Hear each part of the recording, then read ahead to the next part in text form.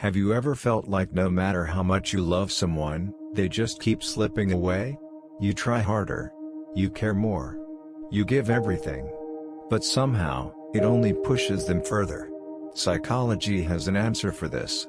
It's called the Raynier Effect, and it reveals one simple truth: if you don't understand someone's real emotional needs, love alone isn't enough to keep the relationship alive. The problem is, most people think they're communicating, but they're not really connecting. We talk, argue, and assume we know what the other person wants. But more than 80% of couples actually fail at this. That's why so many relationships break down, not because people stop loving each other, but because they feel misunderstood, unseen, or emotionally restricted. Have you ever heard someone say, "You don't understand me?" Or "You don't really love me?" It's not just drama. It's a sign of deep emotional disconnection. And when men and women think and feel differently, this misunderstanding gets magnified. Over time, even small issues start to feel suffocating. So when someone finally walks away, it's often not because they stopped caring. It's because they felt trapped, controlled, emotionally exhausted. That's where the Raynier Effect becomes powerful. It helps us step back and ask the one question that can save a relationship: what does this person truly need? Most people make one major mistake in love. They project their own emotions onto their partner.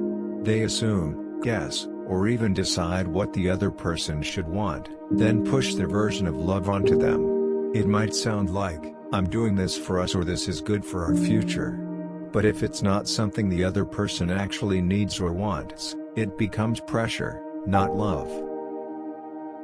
Think about the last time you had a serious argument.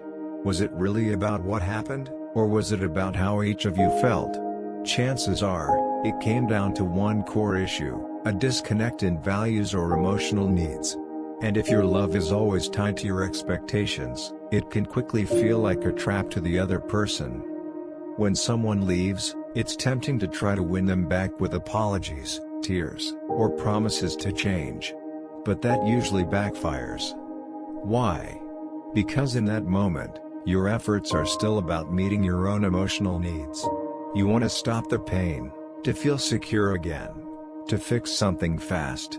But the other person sees it as pressure, another attempt to control or manipulate the situation.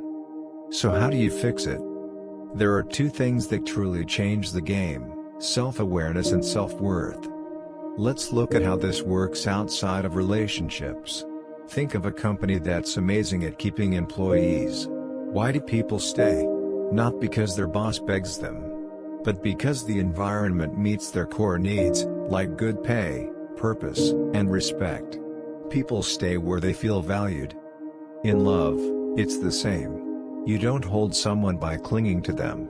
You attract them by becoming someone who naturally meets their emotional needs, without losing your own identity.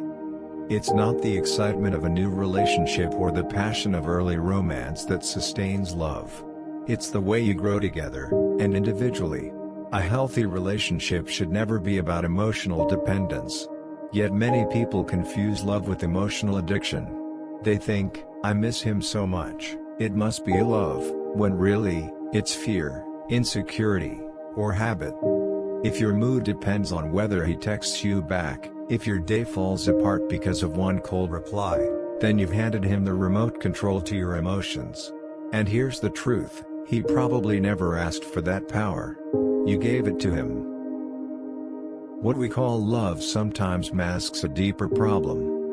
Needing someone else to give us the feelings we can't create within ourselves. That's why when he pulls away, it feels unbearable. You're not just losing him, you're losing your sense of safety, identity, and worth. That emotional roller coaster isn't love. It's you trying to fix your own emptiness through someone else. Here's the shift.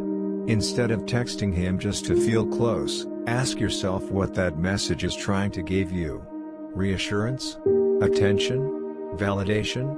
If you rely on someone else to give you those things, then you've made your peace of mind dependent on something you can't control. No one can love you in a way that heals your self-worth. That's your job.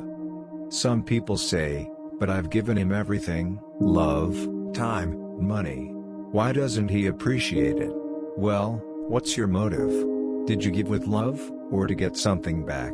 Sometimes, we don't even realize we're using generosity as a strategy to earn affection. And when that strategy fails, we feel betrayed. But if your love is transactional, if it's based on hoping he'll give you more love in return, then he'll feel it. And it won't feel like love to him. It'll feel like pressure. So if you're wondering why love keeps hurting, this might be your answer. Love isn't supposed to drain you. It's supposed to help you grow. But you can't grow if you're waiting for someone else to water your roots. Here's what to do instead. Work on becoming the kind of woman who brings value, peace, and joy into her own life first. Let your emotional state be shaped by who you are, not what he does. When he sees you growing, grounded, and emotionally secure, something shifts. You become someone he sees with new eyes, someone who's no longer trying to be loved, but who already is love. And that kind of energy is magnetic. If you found value in today's video, make sure to like and subscribe. Your support helps this channel grow and reach more people who are searching for deeper emotional connection.